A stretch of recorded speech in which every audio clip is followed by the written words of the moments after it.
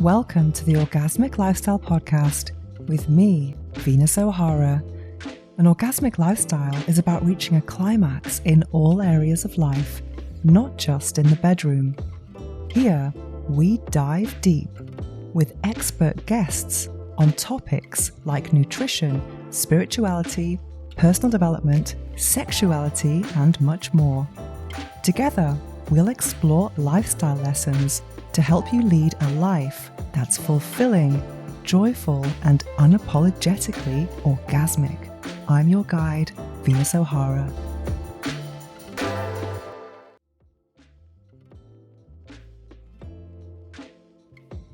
Welcome to episode 155 of the Orgasmic Lifestyle Podcast with Venus O'Hara. In this Flower Moon episode, we discuss virginity and sexual confidence.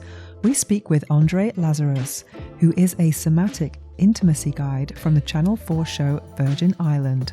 And if you're unfamiliar with Virgin Island, it follows a group of adults who have little or no sexual experience as they travel to a remote island to explore intimacy, attraction, and connection. And they are guided by experts, including our guest today. I also review the Personal Pleasure Coach app, and this is my latest launch. This is a 12-week guided experience designed to help you reconnect with your body, release shame, and explore your pleasure in a more conscious and embodied way. And the episode ends with some affirmations for first-time intimacy and sexual exploration. But first, let me share with you my own experience with virginity. Let's talk about virginity. So today's guest is from Virgin Island, and Virgin Island is a UK show, and it's a reality dating or social experiment built on one core idea: what happens when adults who've never had sex are guided through intimacy for the first time. And it's quite direct, but also positioned as transformational rather than sensational. But as you can imagine, it has attracted a lot of attention online. And it involves a group of adults who identify as virgins. And this is for different reasons, such as personal choice, anxiety, or maybe lack of opportunity, confidence, cultural background, etc.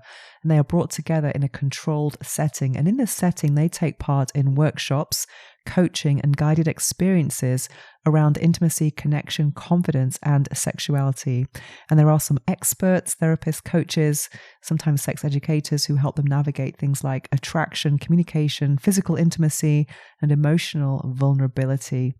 And the goal isn't framed as lose your virginity on TV, but more about build confidence, explore intimacy, and potentially form romantic sexual connections. So it took me back to my time as a virgin. And I think this construct of virgin is very much a lot of pressure on people to, it's kind of weird. You can't have too much sexual experience or people will call you names, or if you don't have enough, people also call you names. So it's hard to know, where's the happy medium? What's authentic? And also, how much should you reveal to people as well? I remember I was with a guy who didn't tell me until years later that he'd actually lost his virginity with me. I would have liked to have known at the time to, maybe have created more of a safe space, more kind of specialness around it. But it was, I guess things always happen in the way they are supposed to happen. But for me, I lost my virginity at a very standard age. I was 16, almost 17. And it was a really, let's say, deep experience, profound experience. It wasn't what I expected at all. And I think, there's a lot of myths around virginity. Like, for example, one big one was that I was going to bleed. I didn't bleed at all.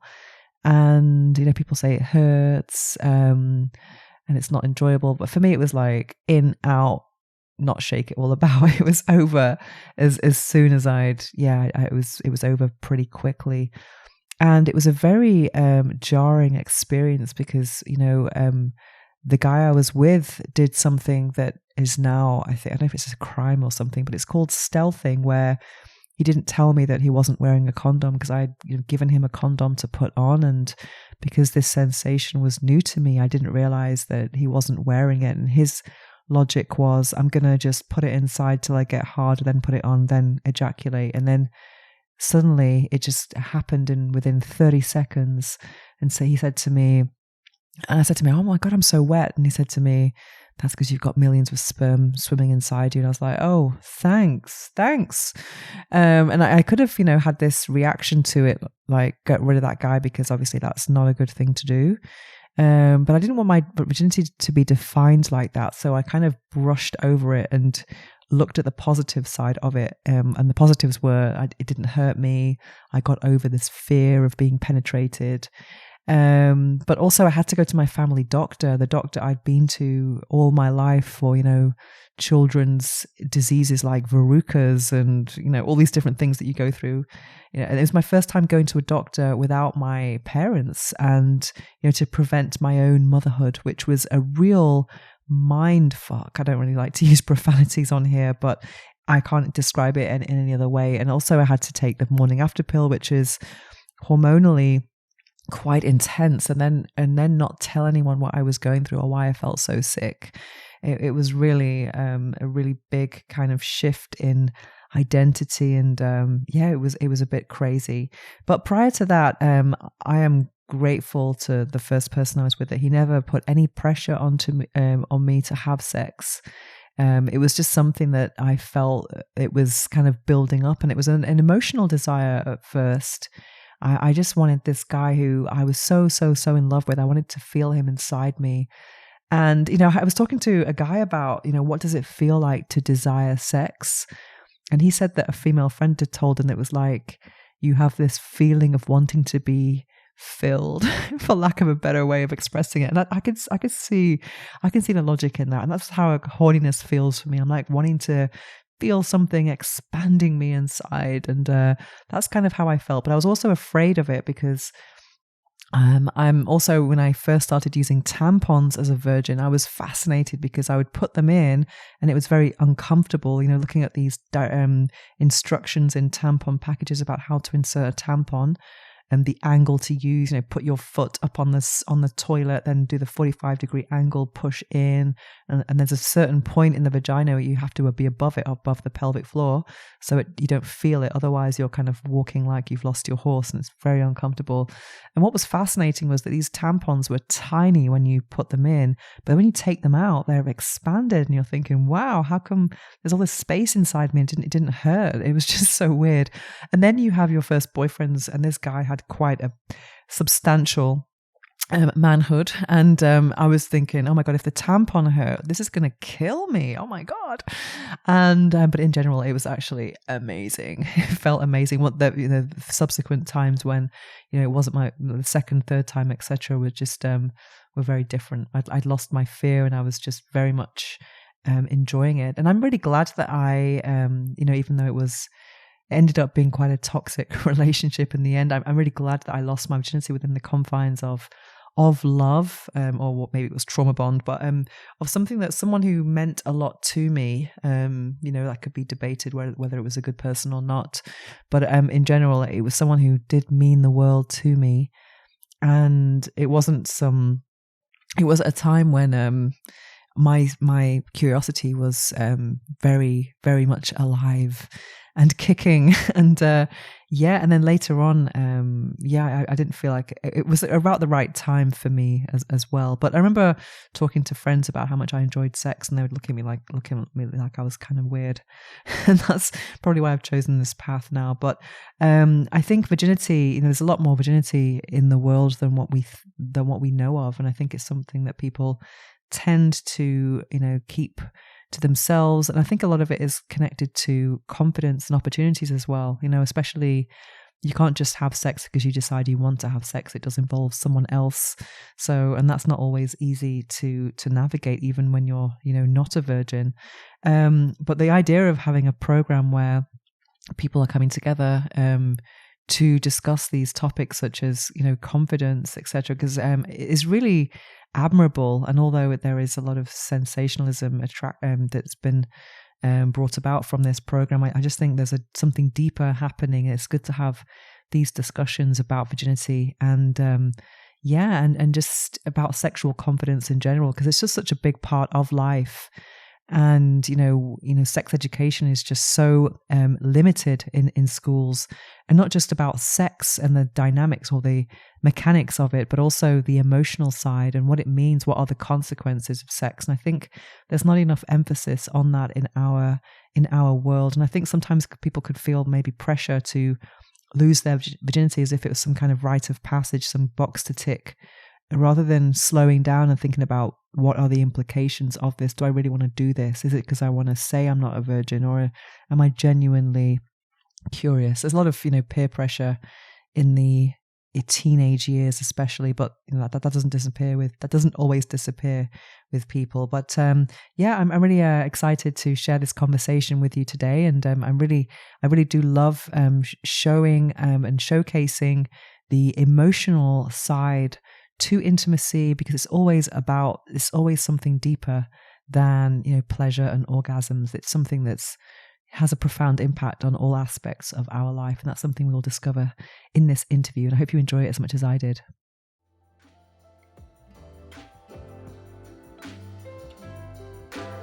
Do you feel disconnected from your body, or unsure how to ask for what you really want in bed? Or maybe you're stuck in a routine, or there's more pleasure available to you, but you don't know how to access it or where to begin. That's exactly why I created the Personal Pleasure Coaching app. It's a 12-week guided journey designed to help you reconnect with your body, release shame, and explore your pleasure in a deeper, more conscious way. Inside, you'll find daily micro lessons, guided practices, embodied exercises, and intimacy meditations that you won't find anywhere else. Whether you're single, in a relationship, or somewhere in between, this is about building confidence, connection, and real lived pleasure. If you're ready to prioritize yourself and your pleasure and explore what's truly possible for you, you can get started now at studio.com/Venus. That's studio.com/Venus. Your pleasure is worth it.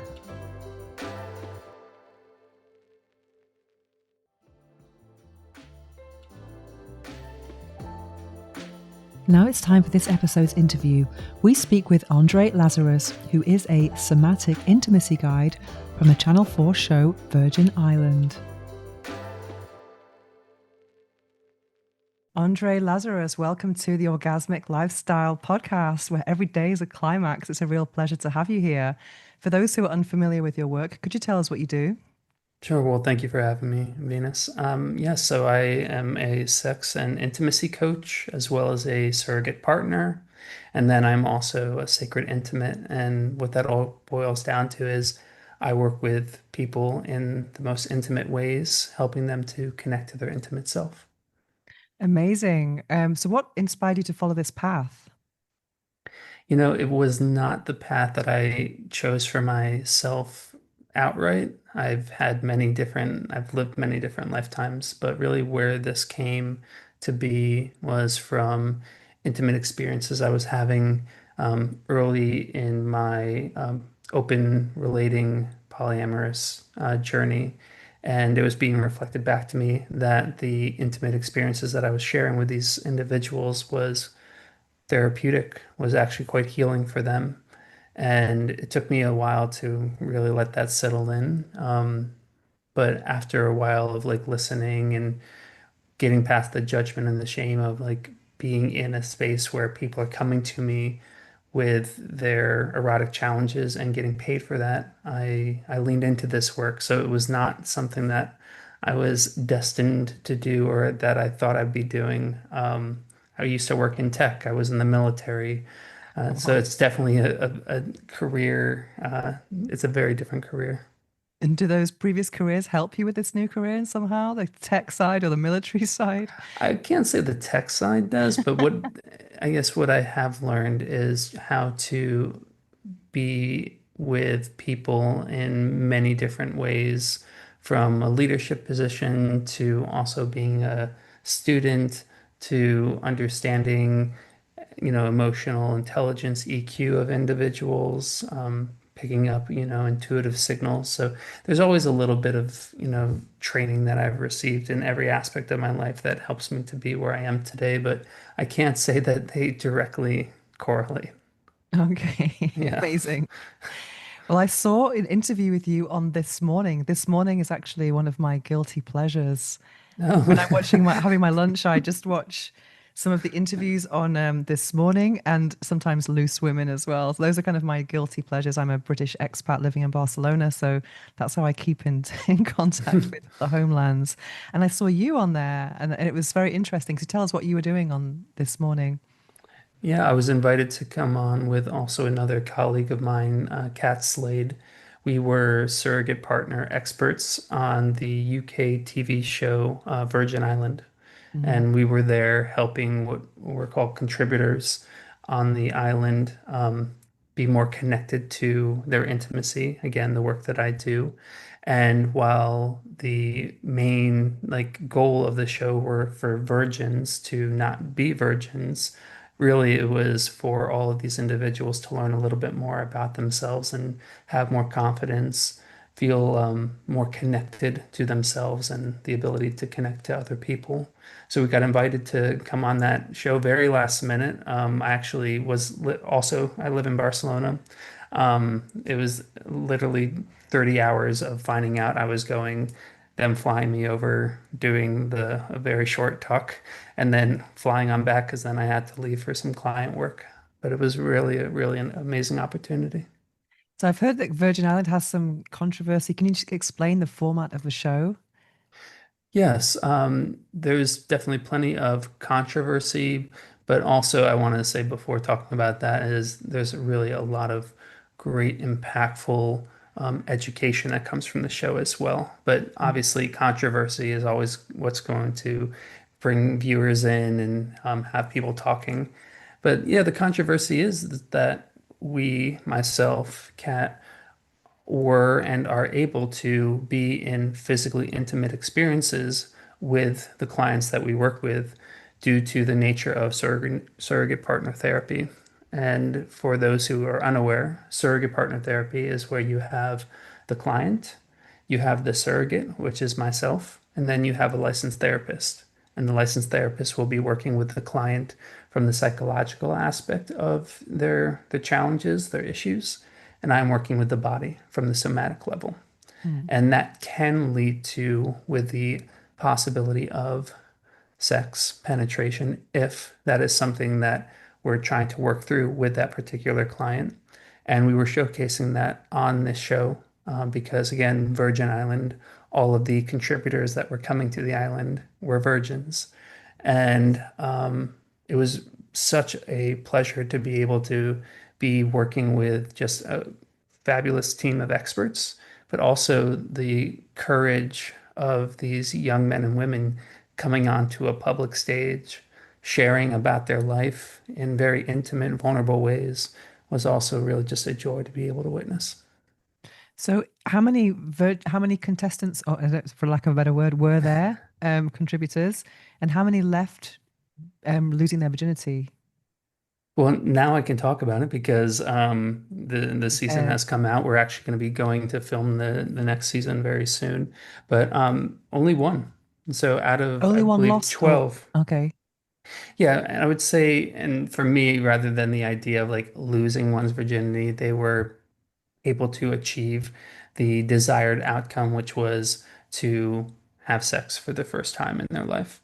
But Mm. yes, only one of 12. And that again goes to show you that the goal is not to have a sexual experience, at least in the work that I do.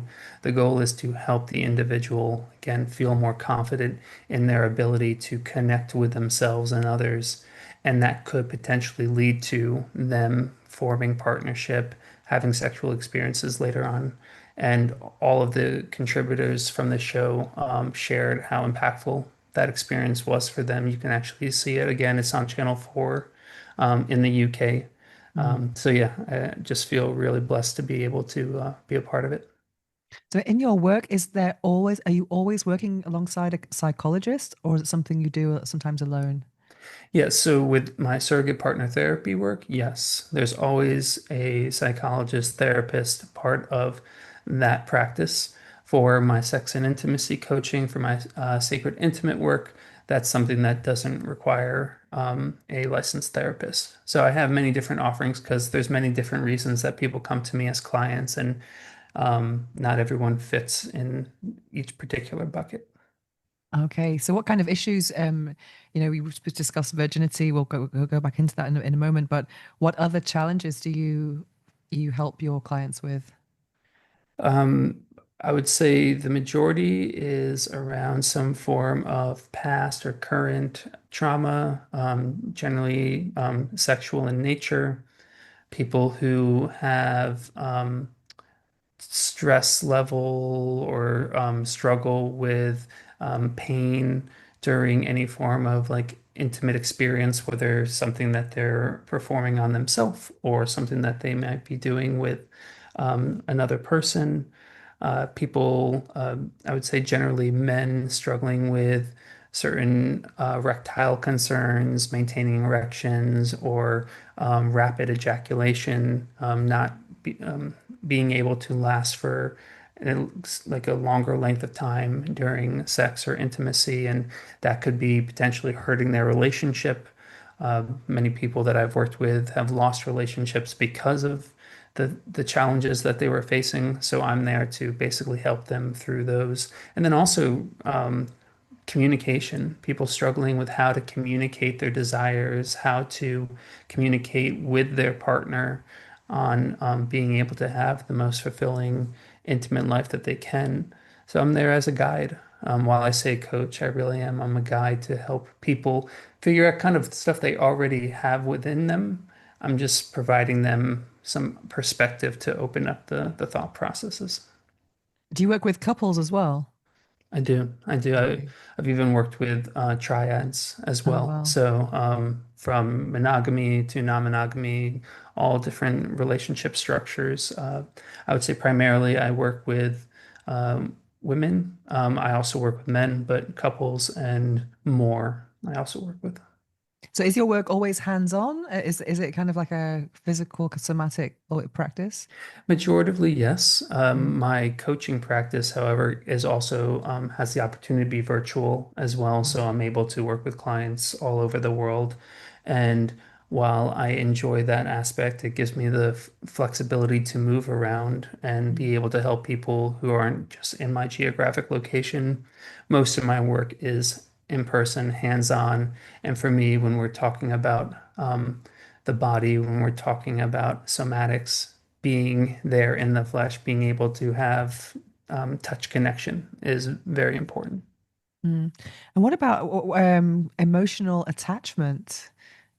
Because I'm sure you've seen that in the Regarding, I think going back to the virginity, the Virgin Island, I think a lot of the hang-ups that people have around sexuality is very emotional. mm, I think that's something that fascinates me about how sexuality exists in so many other areas of life, and how just opening these conversations, you hear about people's struggles, people's body issues, people's traumas. So there's a big emotional component, and then to kind of build up that trust with someone, potentially like yourself, is there a danger of a client becoming emotionally attached to you? How do you prevent that? yeah, it's a very interesting question because we've actually, I and Kat were asked, I think it was actually on this morning, that same question. And the answer is we want individuals to become emotionally connected to us in these Mm, experiences. It's not meant to be void of emotion, and now there's this transactional experience that's happening. The importance of learning the education around intimacy, connection, building relationship requires there to be some form of emotional attachment. Now, there is the possibility, and it has happened, where a client could have strong feelings about someone that they would like to continue past the work. And mm, it's just learning boundaries, which is also very important in relationships. I mean, we walk amongst thousands of people every day. We're outside, and we're not going up and being inappropriate or assuming all of these people are ours for the taking. We've learned that through our own education growing up, learning emotional intelligence, boundaries, and that's the same thing with this work is that just because someone might have emotions or a desire to be closer attached, learning that that doesn't mean that always is going to take place. And that's great education moving forward because, at least in my life, I can't tell you, I've been rejected plenty of times from something or someone that wanted to be closer to. And that taught me that education around being okay in my own body and knowing that there's someone else out there for me. So that's a practice that we do as well in surrogate partner therapy. I've heard of some sexual surrogates have like say a limit of sessions. Would that be something that you would do as well, or is it unlimited? As far as like if I were working with a client, Yeah. yeah, I mean, I've worked with clients in intensives where it was 5 days or 2 weeks. I've worked with clients where it's, one session every week. It really depends. But generally, if for me, if there's ever going to be a place where the client's coming and the desire is for them to feel comfort into being in a penetrative sexual experience, there's, for me, at least a minimum of 5 days to be able to build that connection, take them through the exercises of moving slow. Because also, when we're meeting people, not that we don't have the opportunity to have what are one night stands, but generally we're getting to know someone and we're building the emotional bond. And then when we feel that there's that moment that we could move this into a physical realm, we do that. And that doesn't usually happen the first time we're meeting someone. So it's also learning how to move slow. And a lot of the clients that I work with need that time because again, of whatever their past might have brought into their current present. It's important to like maintain an understanding that no one has to do anything in these experiences to learn what is yes, what is no, being able to ask for things, being able to create the boundaries that I've been mentioning. And again, it's all life education. Because as you said, like with sex and sexual energy, we don't always have to put that into sex. We can use sexual energy in so many other beautiful ways. But that's not also something we don't really talk about, Mm. that how healthy our sexual experience or our intimate life is can reverberate throughout the rest of our life as well. Absolutely. And how do you compartmentalize work and personal life for yourself? That must be very interesting. Mm, How it was work mode, Andre? How's it different? And what kind yeah. of boundaries do you set for yourself and personally? Yeah, well, I mean, for me, I mean, that's a whole episode we could talk about, but I've had to learn that as far as how to, because for me, it's very easy to kind of get into work mode and generally, and with any job, like if you're really passionate about your work, generally your personal life might take a little bit more of a back seat. And over the Mm. years, I've just had to practice making sure I'm also taking care of myself in my personal life. But as it translates into what I imagine your question is like the physical sexual exploration that I have in my personal life, this is a job. And just like any job, I do what I need to do to be proficient at it, to make sure that I'm doing a great job.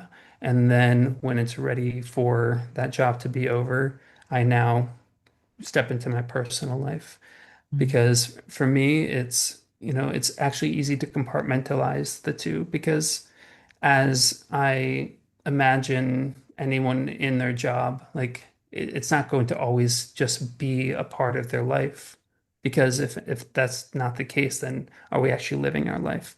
So I want to make sure that I have these two separate like experiences. And for me, my, I would say my personal life is always much more fulfilled because of the learnings and the education I receive from the clients that I have. It Mm. allows me to be a better lover, to be more connected to my emotions, my vulnerability. And I would say, especially in generalizing here, but men, we're not taught how to really be vulnerable. We're Mm, actually taught to like shut that down. So mm. being able to be in this work has allowed me much more vulnerability in my personal life as well. Amazing. It sounds very positive. When I was a student, I was a waitress to try and kind of make ends meet. And I did, I promised myself any restaurant except for pizza or Italian because that was my favorite food. I didn't want to ruin it, you know. And I've been in this industry now for 16 years. I'm a sex toy reviewer and designer, and I do feel that there are some. It's great to follow your passion, but there are some drawbacks as well. Have you ever found that working in your passion or in such a fun topic like sex, have you seen kind of maybe it's a bit too much fun or I don't know. Yeah, no, I don't know how to formulate I it. think I understand what you're saying. And I Mhm. would say, yeah, at times. Does it take the fun away from it somehow? That's what I mean, I think. Yeah, I would say rather than taking the fun away, I think it transmutes it and morphs it into something else. Mm, So while I've had plenty of fun, amazing sexual experiences in my life personally, I think now the way that I see sex for myself in my personal life has just shifted. mm, There's more of a curiosity of how can this experience be, um, I don't know, just more expansive, maybe again, bringing back the education, um, something that I'm learning from this rather than just being purely in my pleasure, because I know that I can tap into that anytime that I want. So now it has a different just a feel to it. So yes, I mean, I think that definitely happens with anyone who's in their profession. If you're, again, if you're a chef and you're cooking all the time at a restaurant, I want to say that there's going to be times when you just want to order in and you're not cooking at home because, you need a break from that. So it's mm, similar as well. mm. And how do people react to your job? How do people react when you meet them? I get all sorts of reactions. Lots of like, oh, raised eyebrows, a lot of curiosity. It's very rare that someone hears what I do and that it all of a sudden like shuts down the conversation or Mhm. they don't know where to go. Like there's generally questions. I would say, if anything, I don't share what I do unless it's asked, because when it's asked, I actually end up starting to give a lot of free advice and people want to share about their Oh yeah. intimate life and the struggles that they've either had or currently have. So it gives people, I think, an opportunity to talk about these things that maybe they don't always feel comfortable talking about, knowing that it's a safe space to talk about it. I would say it's the same for me because when I explain, what I do, it opens up so many conversations. And some people might think that I get judged. Maybe I do sometimes, but that's not the biggest reaction. The biggest reaction is usually, as you say, people it's like they have a license to share about the fact they've not had Hmm. orgasms or they're having affairs or whatever.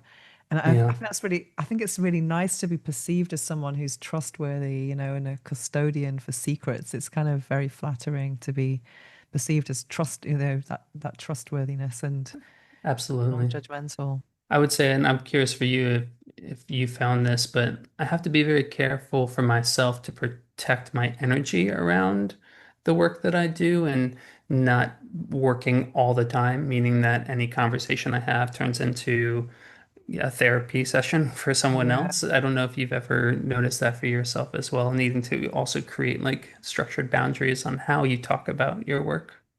It's interesting because I remember I ended a friendship once because I had a friend who told me that I shouldn't tell guys that I'm dating about because I have 1,000 sex toys in my spare room. So I've got dildos on my bookshelf back here. So this can be very intimidating to men to Mm, just be having, testing 1 to 2 toys. I'm also designing toys. So it's, orgasm's like part of my work. And yeah, yeah. so I have that stigma maybe. Well, someone said to me, you shouldn't tell people when you're dating what you do. And I just thought, why would I do that? Especially if you're dating. I think it's important to be honest about who you are. And he said it as if I had a terminal disease or something. And I just think the opposite. I think, you will attract the right people. But it's actually kind of fun in group contexts when I share what I do.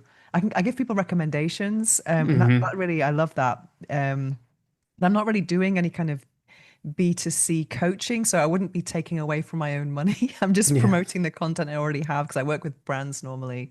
But I can see how it can turn into some kind of free therapy session sometimes. Yeah. Yeah, I could see that. But I actually want to start doing more B2C stuff now. But yeah, I just find that people's how people project what their views are of sexuality are. And I think sexuality is the most vast topic in the world. And I'm very interested in sacred sexuality and sexual energy and how that is a personal development tool. That's what really interests me, like sex transmutation, sex magic, that kind of thing. Even the emotional side, healing side is way Hmm. more than titillation and orgasms, you know, it's just Absolutely. so much more than that. And I think people just perceive it as that, or as it's low vibration. Or I remember someone said to me earlier this year, I thought of you as a spiritual being, not a sexual being. I was like, why aren't they compatible? I mean, Yeah. sexuality is like the biggest, it's life force energy, you know? So I think people are oftentimes they're projecting, they're limiting vulgar views of sexuality. And I hate words like naughty and sinful. You know, I really don't use vocabulary like that. You know, Mm. I think Yeah. it's pure and just beautiful. And that's what I want to convey. Yeah, and I like how you were able to answer, and I bet that was a lot of fun to answer that question. Like I thought you were a spiritual being, not a sexual being, that you were able to like bring those two worlds together because it very much is, and sex can be whatever we want it to be, Mm, and whether it's just on, with ourselves or with another person. But you're right. I think there's a lot of stigma around talking about sex or sex being this I don't know, it's kind of when people hear the word sex, all of a sudden it's like everything else goes quiet and now there's just this hyper focus rather than what is the conversation really about. It's mm, really about creating and connecting to a feeling. Like mm, we have, yes, sex can be magical, it can be spiritual, but it can also be fun. It mm, can also be quick. It doesn't have to be hours long. It doesn't have to be performative. We really get to like determine what that is for ourselves. And my hope is that with more access to information, with the social media accounts out there, with podcasts, with sex being shown more on TV in a way that is healthy and connected rather than what we might have usually seen, which is maybe something very quick and very fast. And now we're creating this fantasy around what sex is supposed to be, but just bringing more conversation to the table. And then I think the stigma and then people's own judgment around what sex is and how it should be viewed or how it should be talked about can start to morph and shift. And I think we're doing it slowly. How long have you been in this industry for? How long have you been doing this work for? Yeah, well, I've been doing it for 10 years or so, but I would say like as far as like what I see as this work for myself has been, decades in the making. But as a professional getting paid, back in I would say 2000, like 15, 16 is when I started. So have you seen any changes in this time you've been in this industry? I have. I have. I've seen a lot more people desiring to step into their power as someone who teaches and who educates in the realm of sexuality.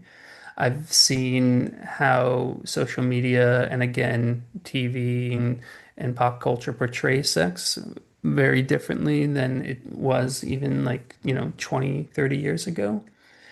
And I think also what I've noticed is that we're just becoming more fluid in how sex can be um, achieved or practiced with different bodies. I mean, it wasn't that long ago where even mentioning someone being gay or portraying someone having anything other than a heterosexual relationship was either taboo or just against the law. Now, I believe we're stepping into a time where people are becoming more fluid, that there's a lot of beauty in being able to connect with all bodies, even if you might not identify as someone who is a lesbian or gay, that you can still have interaction with another person in a physical way and that be a really beautiful thing. So that's something I've also noticed. I myself, I enjoy physical interaction with all sorts of body types and all sorts of genders. And I can't say that I had that language for myself at an earlier age, but it's becoming, I think, more of a mainstay, and people are feeling more comfortable of, if anything, just exploring that world and what's possible. Amazing. I think it's really positive that, programs like Virgin Island exist because they start these conversations as well. Yes, I agree. Is there anything that was the biggest surprise for you on that program that was enlightening that Hmm. you didn't realize or I, unexpected? yeah, I would say like well, personally, the biggest surprise was just being on TV. Like if even if you removed the very sensitive, vulnerable nature of the work that I do being publicized, just being on TV, that was the first experience I've ever had. It's just a very interesting adventure. Just having all the lights and the cameras and being naked and having all sorts of angles and you're having to do many different takes was was quite interesting. But really for me, it wasn't surprising, but it was awe-inspiring were the contributors. Again, coming on to a public stage, sharing about some really vulnerable things happening in their life. I would have never done that when I was their age, or I mean, who knows, maybe even today. So again, not so much of a surprise, but still just awe-inspiring that the bravery people have to step out there and be, again, confident in ways that, most people would never be able to be. Wow. So how is that? I mean, obviously you've mentioned that sometimes you don't mention what you do for fear of protecting your energy and or things like that. So what was it like taking, let's say, something that's kind of a personal, private job or to such a public stage? I mean, how was that for you? Yeah, thank you for asking that. It was challenging at first. It was I I did it because I felt it was important that the world knew more about these practices because I already know from my experience of working with people how many people are in need and how many people don't know that these types of therapeutic practices exist. So Mm. that was really my motivation behind going on was that the more people that know about it, the more people can be helped. And then I believe that we could be a more connected world. It might sound, like a big idea, but I see a lot happening in the world through the lens of anger, frustration, fear, and I believe a lot of that in some way stems from some form of you know, connection. It doesn't have to be sexual, but just how we connect as human beings. So if we have more openness to be able to have compassion, be able to sit next to someone, even if we might not agree with them, but hear them out, our world would be so much different. So yeah, it's again, it's a grand idea, but that's really what my hope was for being on the show. Wow. So you're getting it recognized and things like that in England. Yeah, I mean, Mm. again, we're going back to shoot the second season, which I'm excited about.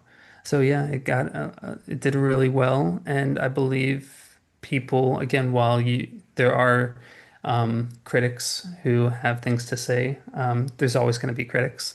Um, I would say more overwhelmingly positive impact that people received from watching the show. I have people reaching out on all forms of social media platforms saying how much they felt seen or that they thought they were the only ones struggling with this particular thing, and now they're desiring to learn more about this and maybe seek help for themselves. So it's happening. Amazing. I love that. So what's the biggest misconception about your work? Biggest misconception would be that um, first that we have sex with every one of our clients, or two, that sex is the focus. And while that might be the the big word that people might, Be tunnel drawn in to. on. Mm. Yeah, it's really about, again, connection. So yeah, that's the biggest one that I see is that sex is always the goal, and that's what we're trying to do. And if we don't achieve it, then that person or that particular client failed or was unable to. Because again, these are very intimate experiences, and not everyone's ready to go to that stage. So it's really about finding ways to find the micro wins. I like to call micro wins to their path of eventually getting to a place where they might feel ready to do that with someone else down the road. So yeah, that's the biggest misconception. Wow, I love it. So I bet you're looking forward to season two. Is anything gonna be different this time? It's just a new set of contributors. Um, Oh, you can't say. I cannot say, Do you know when it will but be aired? I don't have that information either. Okay, But again, you will be seeing a new season sometime in the future. amazing. Looking forward to that. So a couple of quick questions I ask all of my guests on here. What is the book that changed your life? Mhm. Oops. All the books that I think about when I think of my times of really enjoying reading were from childhood. Mhm. And the book that always stands out to me, and it still does today, which is so fascinating, is the book The Giving Tree. Mm. And it's a childhood book. It's about this boy who basically grows in a way in a similar time frame as this tree, and as the tree grows, the boy grows, and it's just a very simple story about relationship, love, and also, the evolution of us as beings, even a tree, which is we have three main stages in our life from my perspective. We are born, Mm. we die, and then we grow. And those are the three stages. So everything else is growth until our time of whatever that next adventure is, whatever you might believe. And that book kind of brings all of those in perspective. And what are you working on apart from this show now and your clients? Anything else that you are working on? Um, I think for me right now, that's That's quite enough. a lot. Are you I thinking of mean, doing something that's maybe like courses or something that doesn't depend on you physically at some point? yeah, I do have a course already that's been created, and it's geared towards men. It's called Talented Lover. And Okay. it's helping men to, again, be more proficient lovers, learning how to communicate with their partners. I teach them techniques with regarding a female partner, certain physical intimate techniques. So that currently exists. But outside of client work, the course, this TV show, Mm. I feel I need to make sure I leave that time for the personal life that we were talking about as well, which is also very important. And how do you protect your energy? Do you have any rituals? Do you have I any rituals? do. My morning before 9 a.m. is belongs to me, Mm. meaning I wake up early, I go to the gym, I dance every day, every morning. I make my like cacao drink. Sometimes I'll meditate. And then I'll also just enjoy sitting in silence. And for that, that allows me to bring my fullest version of myself into the day for the clients that I work with or the people in my life that I love.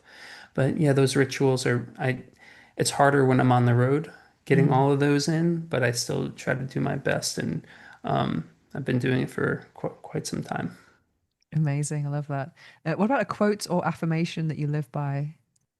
The thing that came into my mind was the quote that I put in my high school graduation yearbook, which is a song from this band called Semisonic. And the quote is, "Every new beginning comes from some other beginning's end." And I Ah, always loved that because generally have some sort of sadness when something that we really enjoy has ended. But what that does is allows new room for new things for us to enjoy. And that's always stuck with me. So yeah, every new beginning comes from some other beginning's end. I love that. That's very, very deep. Yeah. And do you have any transformations that have been very profound of your clients that you can share with us? Anything that's been really like, wow, that you. Mm. So again, the work that I do is quite sensitive, so I'm always very Mm, careful to be very confidential of course. with what I talk about. But one overarching concept I would say transformation wise is I've seen many of my clients just realize just how much control they have over themselves Mm, and what they're able to do. And I can't say that that's something I've always known about myself. I've needed to learn that. I've made so many mistakes and so many different relationships in my life, and also my own challenges of growing and figuring out this weird experiment that we call life. Um, but really, yeah, the biggest transformation that I see most often is just people realizing that they've had it in them this whole time and they just needed a little bit of guidance to get there. that's beautiful. And that can apply to so many therapies as well that we already have the answers. Yeah. Yeah, great. So where can people find you? You can find me. I have a social media account on Instagram. I can't say that I'm always on it, but it's there. So it's Coming Closer with Andre on Instagram. And then my website where you can learn more about my work and be able to book a discovery call is coming-closer.com. Amazing. Love that. Well, thank you so much for joining us today on the Orgasmic Lifestyle Podcast. It's been a real pleasure. Thank you, Venus. Do you feel disconnected from your body? Or maybe you struggle to ask for what you want in bed? Or perhaps you're stuck in a routine with your partner and you're focusing more on performance rather than presence, connection, and pleasure. If you feel like there's more pleasure available to you, but you don't know where to begin, you are not alone. That's why I have created the Personal Pleasure Coaching app, and it launches this week. I'm super happy and thrilled to share it with the world. I've been working on this for the last few months now, and I've been working every day. I've been working weekends, trying to put my content into bite-sized lessons. And I've been working with the platform studio.com, and I've been guided along the way. And it's just a really wonderful way to see my content repurposed and adapted into lessons for anyone who has these particular issues or concerns or even goals. So what it is there is an onboarding that is completely free to do, and you answer a series of questions based on where you're at right now in your pleasure journey and what your particular goals are. And then the app will come up with like a curriculum, a conscious pleasure curriculum designed especially for you. And in that curriculum, there are 12 modules. There could be 12 weeks, depending on how fast you want to go. And it all starts with presence and connecting with your body. And a big part of this is also about releasing shame. And I think many of us do have a lot of shame when it comes to, body confidence, asking for what we want, and feeling like we are, I don't know, it's just, there's just so much shame around sexuality, and not many people are even comfortable speaking to their partners about it or speaking up in general. I think sometimes when two people have sex, there tend to be two people in their heads, in their own worlds, and working with assumptions rather than, informed consent and reality sometimes. And this app can really help you to connect better. Also, I think many couples do end up being in a routine. Even if it's good, the routine could be a good one, but still over time, there's sometimes resistance in changing up the sexual scripts. But let me talk about shame for a bit, because shame is something that's so profound and ubiquitous, and it affects so many of us. And I like to see shame as, I don't like to see shame, but I see shame as this backpack that is passed down from one generation to the next.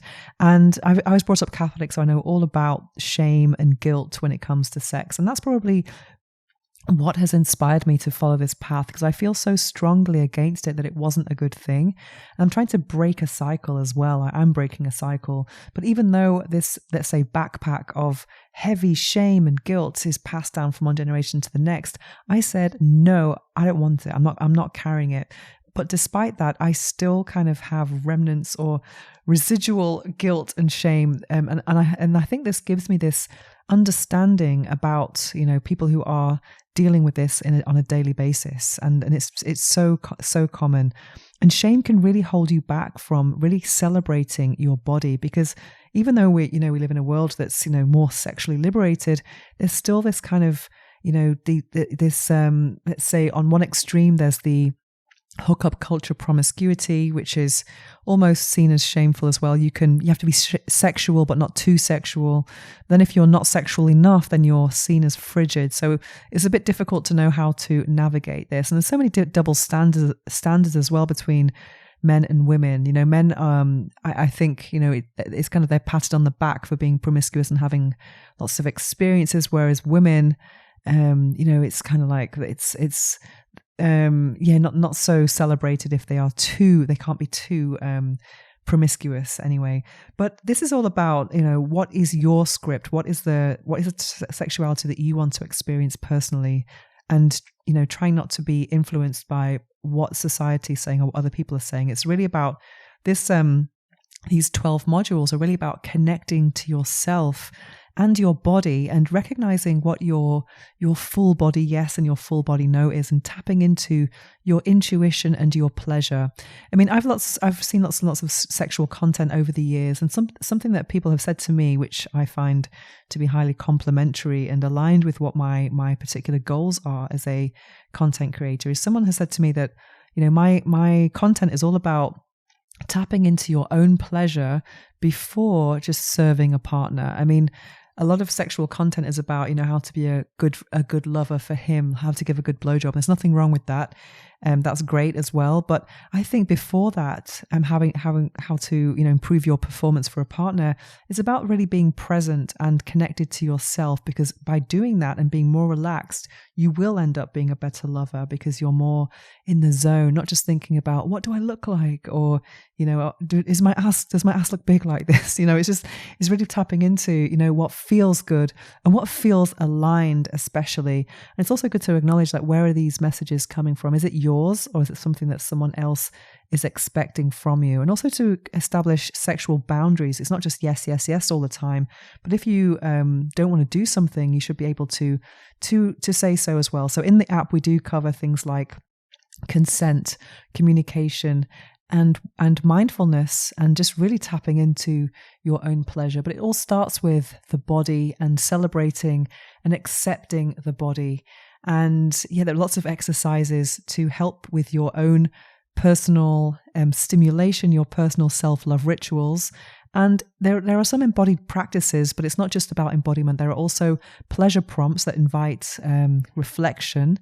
That they could be used as, meditation prompts, or they could be journaling prompts as well. There's lots of sexology facts and embodied practices for you and a partner. And it's not just about orgasm. Some of these practices are conversational as well. And they just really do invite reflection and self-discovery, because the more you know about yourself and your body, the more you can enjoy it. And I'm super happy about it. And so the 12 modules, they start with presence and releasing shame.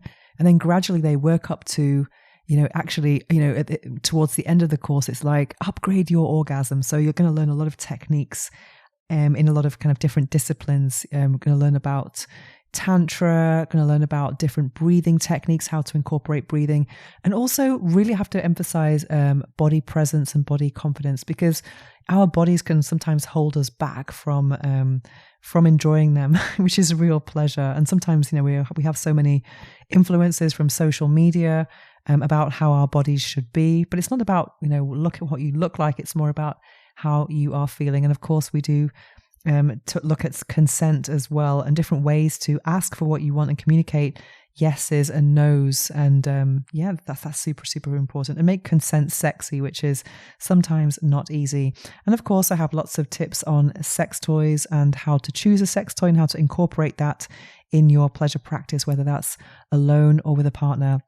And something that I'm really excited about is that I have my library of my hottest meditations, because my meditations, I end all the episodes on this podcast with a meditation. And a lot of them I put on Insight Timer, which is the world's #1 meditation app. But I can't include any topics related to sexuality because they're not allowed, unfortunately.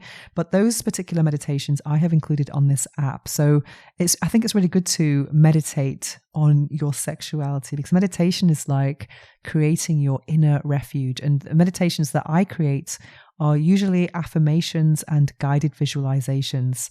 And these are a great way to start meditating, because meditating, not everyone meditates, and some people have this misconception that meditation is about putting your mind blank and just eliminating all thought whatsoever. And I think sometimes I believe that this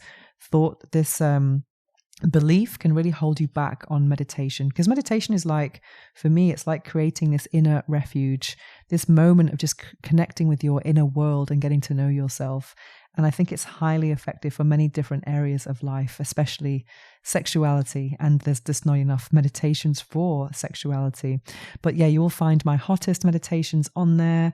And meditation is a type of content that you can revisit, to not just listen to once, but to listen to over and over again, to really get those messages deep into your subconscious and hopefully increase your pleasure as a result. So the app is available on studio.com/Venus, and I will also leave a link for it in the show notes below. But anyway, there's also if you listen to this around launch time, there will be a special or launch discount. But later on, it will be quite affordable, and I'm super happy to share it with you. And I'll also be updating the content along the way. So that is your personal pleasure coach, and that is available on studio.com/Venus/pleasure. But I will share the link in the show notes below. So enjoy, and thank you so much if you do choose to embark on this journey of pleasure. Now it's time for this episode's meditation. Please don't listen to this while driving or operating machinery. Instead, take a break from whatever you're doing, get comfortable, take a deep breath, and enjoy.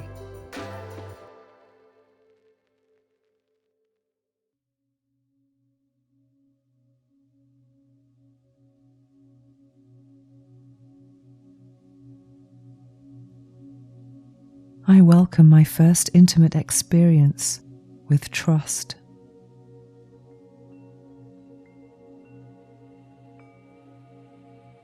I make choices that support my well-being and safety.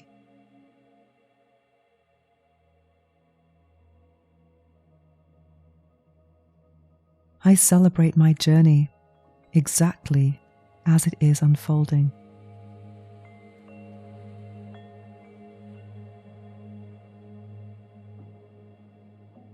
My energy is precious, and I share it with intention.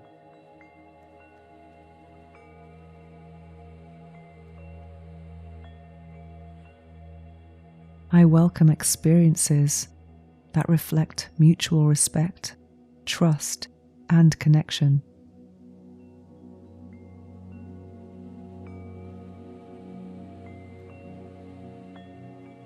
I choose intimacy that feels safe, consensual, and nurturing.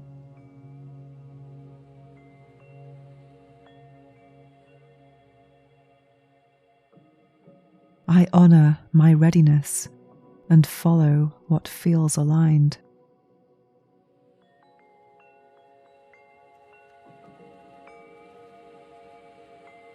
I welcome my first intimate experience with trust.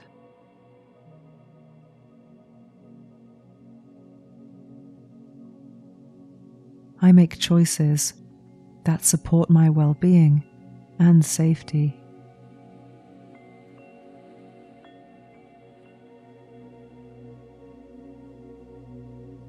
I communicate with honesty and ease.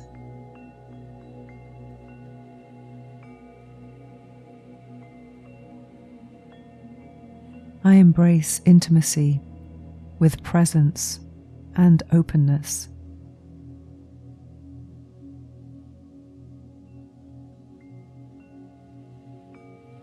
I trust connection that feels aligned and respectful.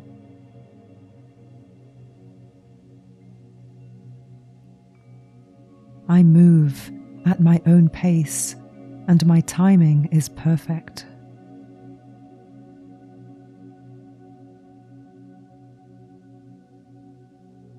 I honor my readiness and follow what feels aligned.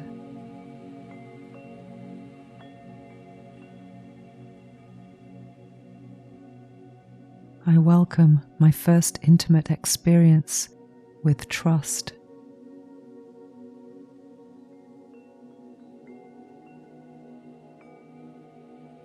I make choices that support my well-being and safety.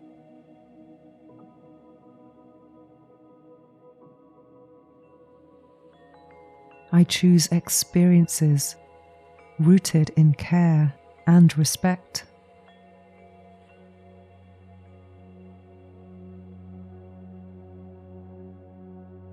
I trust myself to know what feels right.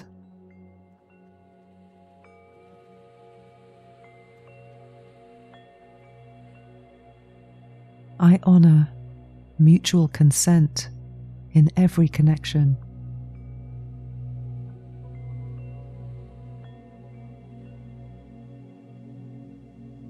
My path unfolds in its own rhythm, and I honor it fully.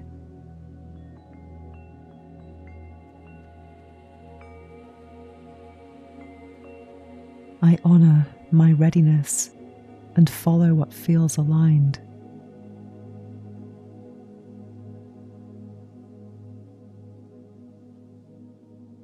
I welcome my first intimate experience with trust.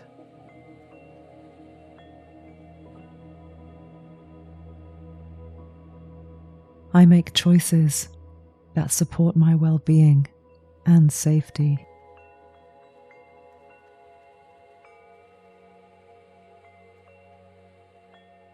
I move at my own pace with calm confidence.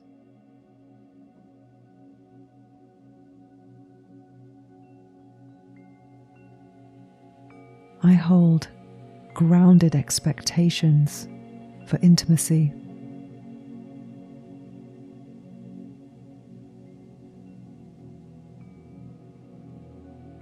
I trust that everything is happening at the right moment for me.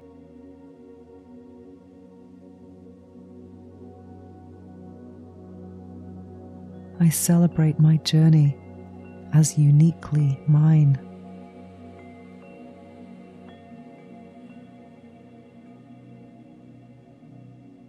I honor my readiness and follow what feels aligned.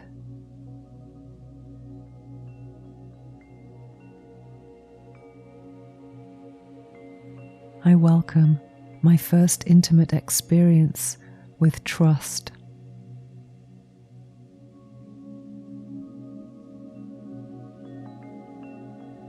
I make choices that support my well-being and safety.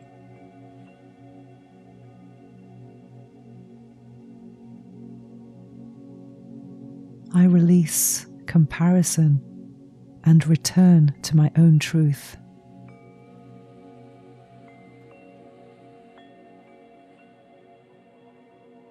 I stand rooted in self-trust and inner guidance.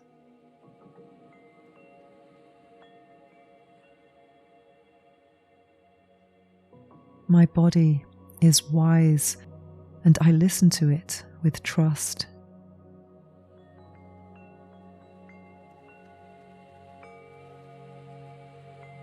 I choose experiences that feel safe, grounded, and respectful.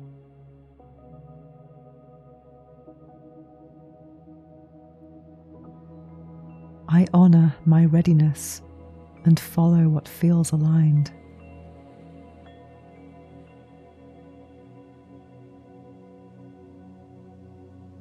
I welcome my first intimate experience with trust.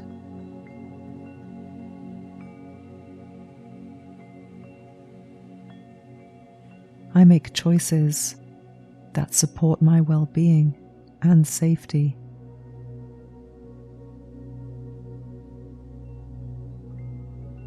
I honor mutual consent in every interaction.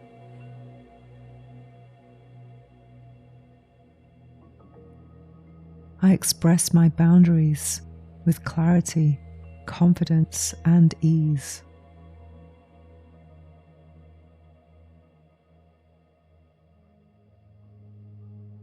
I attract connections built on care, respect, and understanding.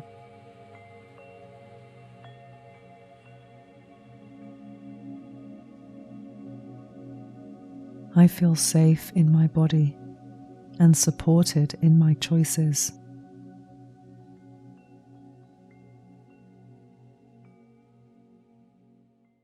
I honor my readiness and follow what feels aligned.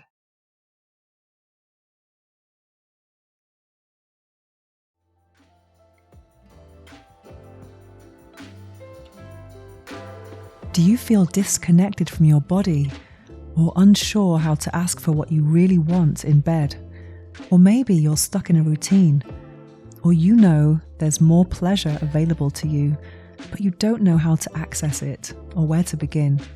That's exactly why I created the Personal Pleasure Coaching app.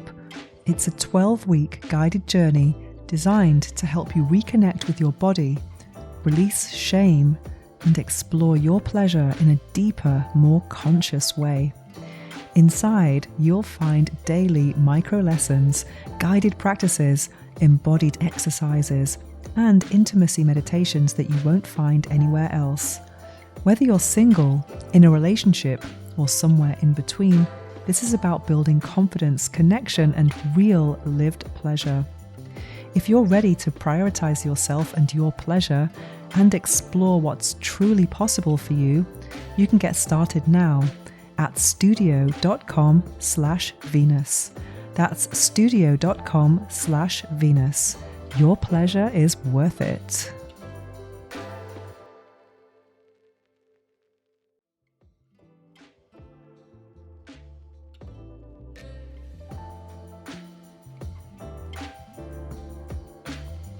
To find out more about me and my orgasmic lifestyle, visit venusohara.org or follow me on Instagram. The Orgasmic Lifestyle is also on Substack and YouTube, where you can watch all the interviews with our experts. All the links are in the show notes below. Make sure to search for the Orgasmic Lifestyle Podcast by Venus O'Hara in Apple Podcasts, Spotify, and Google Podcasts, or anywhere podcasts are found. And click subscribe so you don't miss any future episodes. Thanks for listening, have an orgasmic week, and make sure every day is a climax.